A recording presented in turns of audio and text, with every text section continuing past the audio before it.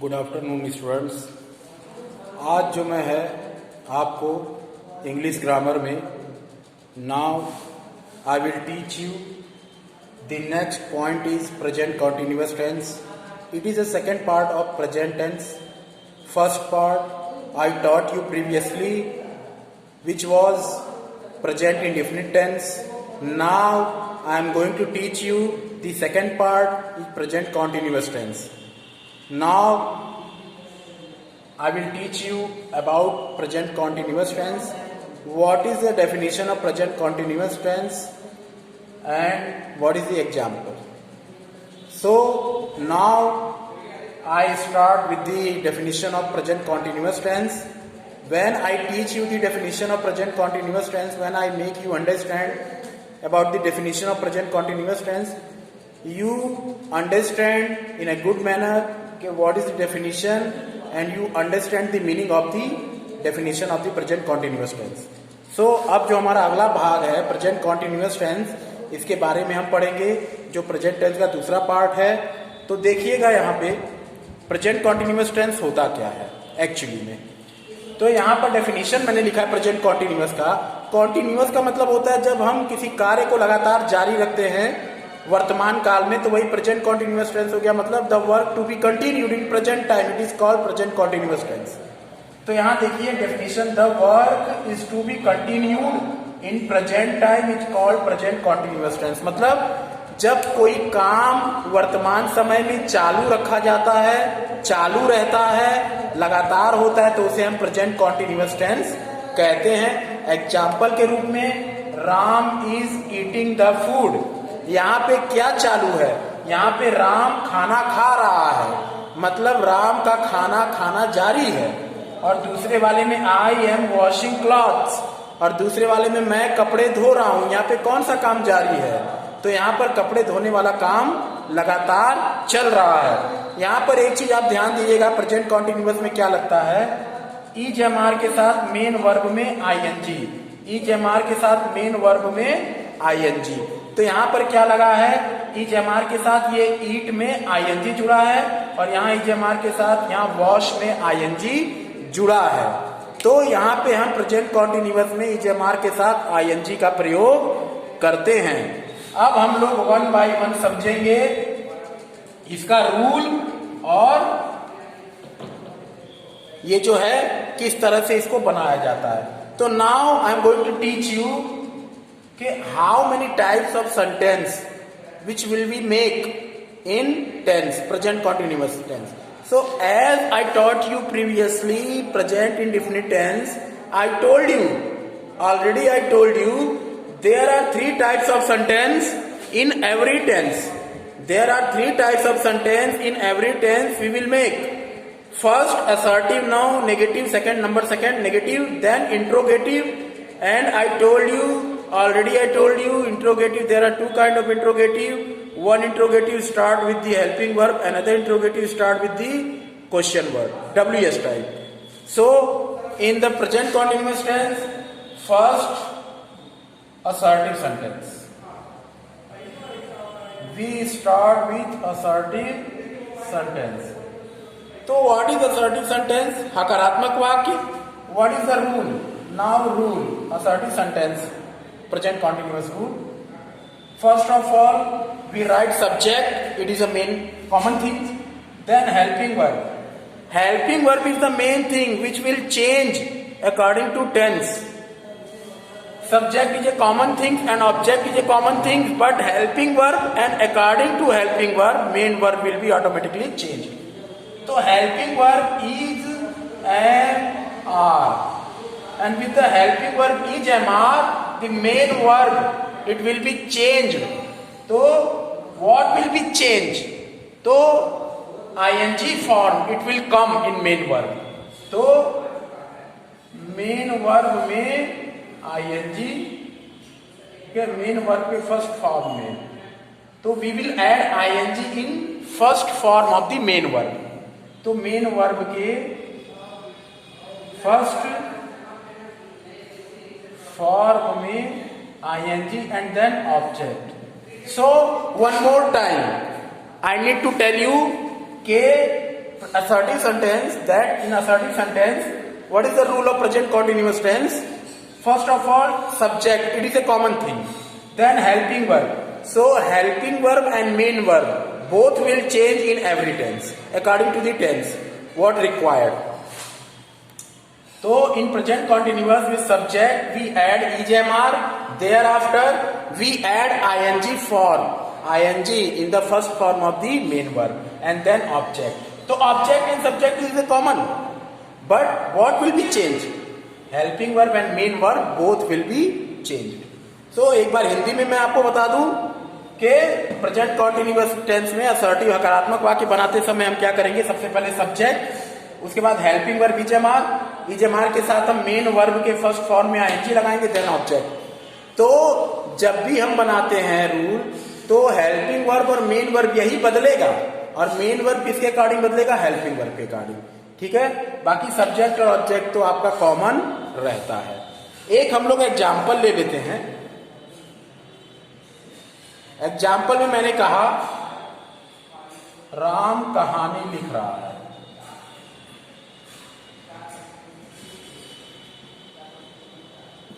One more thing I forget to tell you,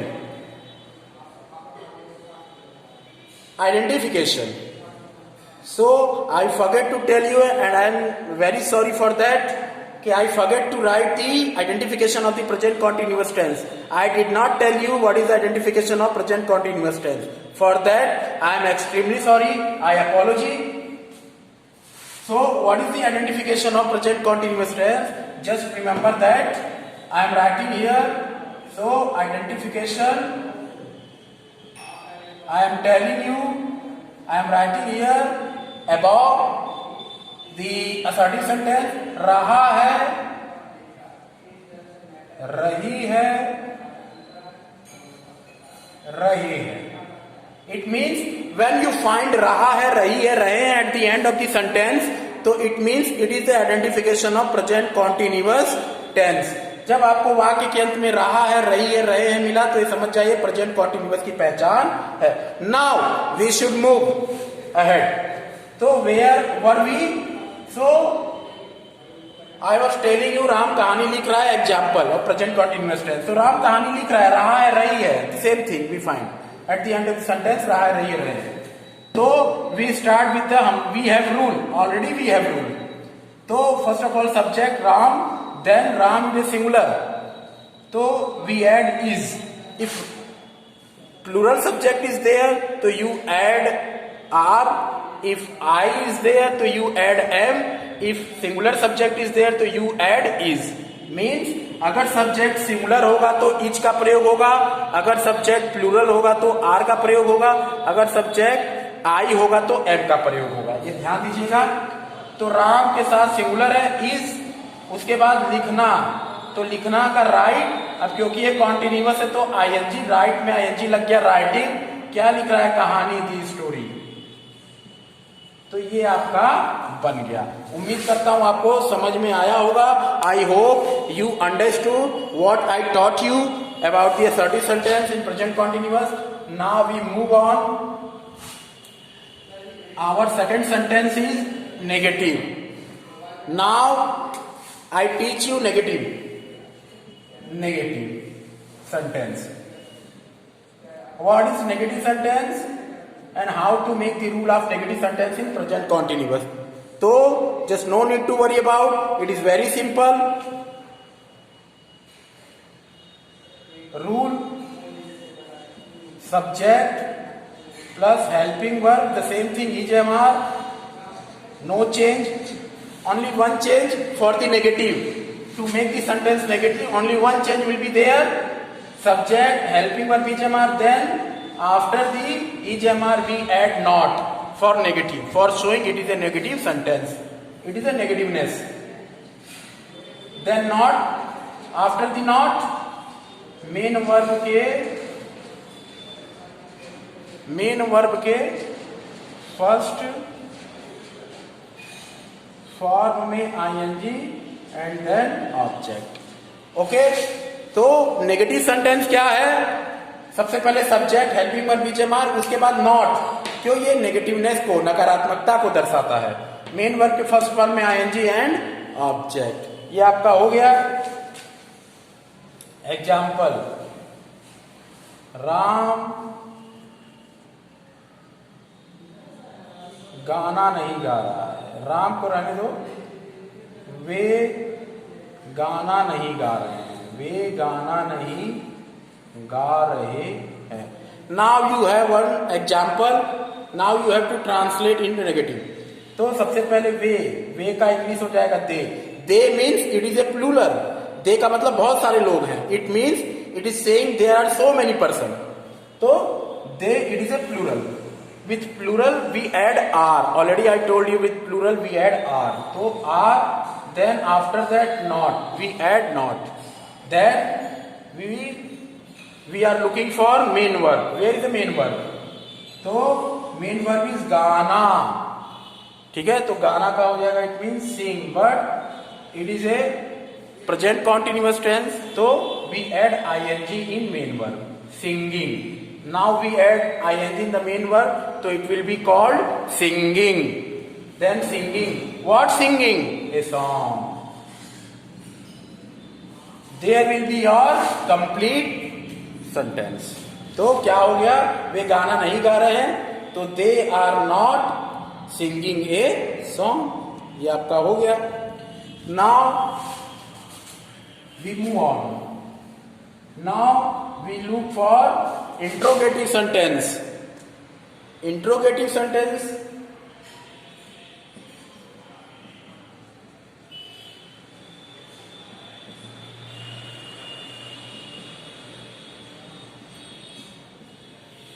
interrogative sentence क्या होता है? ये तो आपको पता ही है, जो सवाल करता हो। Two kind of interrogative. Number one, helping word type. तो हेल्पिंग वर्ड टाइप में क्या करना है? What do we do in helping verb type? First of all, helping verb is, am, are. We put here helping verb is, am, are before the subject. Then we add subject. One thing is change. What change? In assertive and negative we put first subject then helping verb. But in interrogative we put first helping verb then subject. तो ये helping verb type है, इसलिए हम यहाँ पहले helping verb वाले को रख लेना है, फिर सब्जेक्ट को। देन मेन वर्ब के फर्स्ट फॉर्म में ING and then object question mark, because it is a interrogative. Okay, now example. Example, what is the example? कैसे बनाओगे? तो यहां देखिए, क्या इसमें आपको क्या शुरू में मिलेगा? हेल्पिंग वर्ब की पहचान सबसे आसान क्या है? Very easy way to identify the helping verb type interrogative sentence. How to identify in easy way? You आपको मिलेगा शुरुआत में क्या, तो इससे आप पहचान लोगे कि हेल्पिंग वर्ब टाइप है। क्या सीता खाना बना रही है?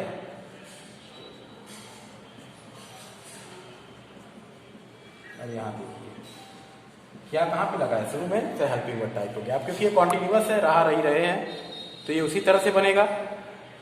ठीक है, तो अब क्योंकि सीता है, सिंगुलर है, तो यहाँ पे क्या लग जाएगा? इज।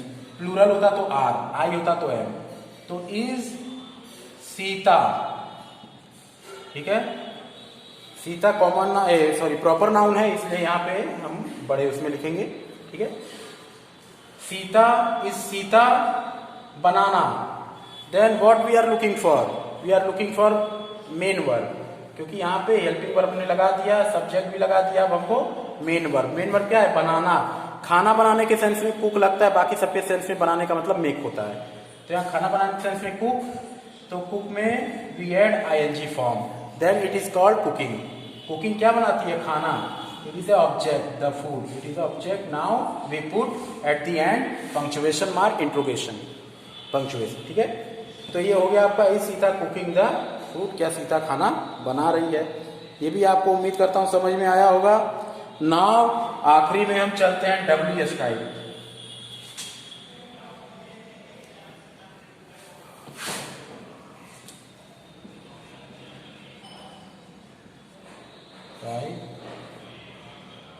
इंट्रोगेटिव।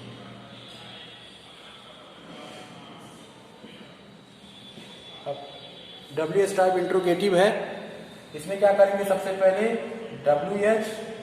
WH में क्या आता है, what comes in WH type, तो who, when, where, how much, how many, ये सब किसमें आते हैं WH टाइप में, तो ये मिलेंगे।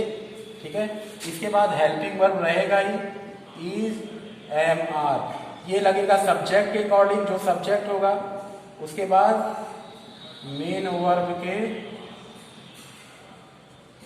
फर्स्ट फॉर्म में ING और फिर ऑब्जेक्ट और क्वेश्चन मार्क। अब यहाँ पर हम एक एग्जाम्पल है तभी समझ पाएंगे।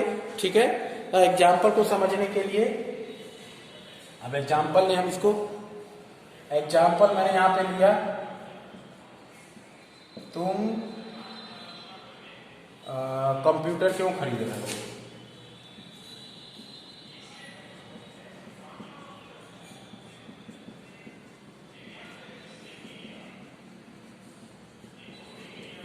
ठीक है, अब देखो क्यों बीच में दिया है, कब, क्यों, कैसे, कहाँ, कितना। जब क्वेश्चन वर्ड बीच में दिया हो तो WH टाइप होगा, और जब शुरू में दिया हो क्या, क्वेश्चन वर्ड, तो वो हेल्पिंग वर्ड टाइप होगा। तो क्यों का WH क्या बनेगा, वाई के बाद तुम प्लूरल है, इसके अकॉर्डिंग यहाँ हेल्पिंग वर्ब आर। अब तुम का सब्जेक्ट हो जाएगा यू। इसके बाद अब क्या, मेन वर्ब क्या है, खरीदना, तो यहाँ कंप्यूटर खरीदने के सेंस में क्या हो जाएगा, बाई, क्योंकि ये कंटिन्यूअस है, ING जोड़ देंगे, कंप्यूटर, ये कंप्यूटर होगा। अभी आपको समझ में आ गया। ठीक है, तो क्यों का यहाँ वाई उतार दिया, ठीक है, आर उतारा तुम के अकॉर्डिंग, सब्जेक्ट के अकॉर्डिंग। उसके बाद खरीदना मेन वर्ब, बाई, लेकिन ये कंटिन्यूअस है इसलिए ING जोड़ेंगे, बाई हो गया। उसके बाद कंप्यूटर को हमने उतार के द कंप्यूटर रख दिया। तो ये आपका प्रेजेंट कॉन्टिन्यूअस था। उम्मीद करता हूँ ये आपको समझ में आया होगा। अगर नहीं आया तो मेरे पर्सनल नंबर पे आप व्हाट्सअप करके उसको बिल्कुल जानकारी ले सकते हो। कोई भी डाउट है तो you can ask me, I will be available for you.